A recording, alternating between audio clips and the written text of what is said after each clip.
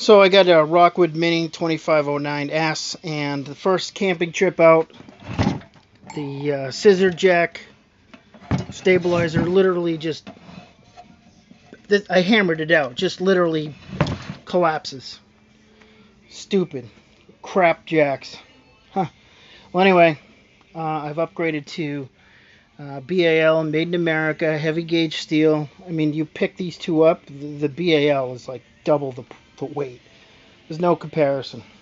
And unlike the manufacturer who didn't put washers on the nut and bolt, I'm upgrading that too.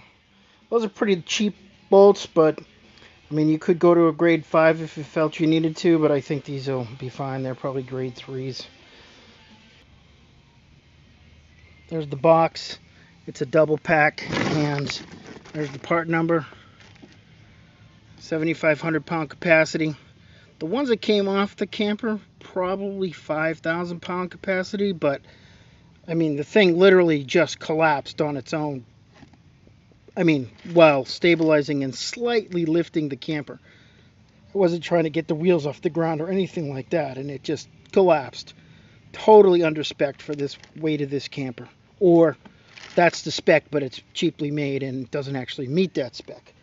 So, anyway, let me just show you what an installed one looks like. And there's the installed BAL, which fits exactly the same as the factory one. So I'm replacing one in the front and one in the rear. And if everything works okay, I'll order another set. I got them off Amazon. I think they're 86 bucks. Straight from the BAL company. They got here in 2 days. So good to go.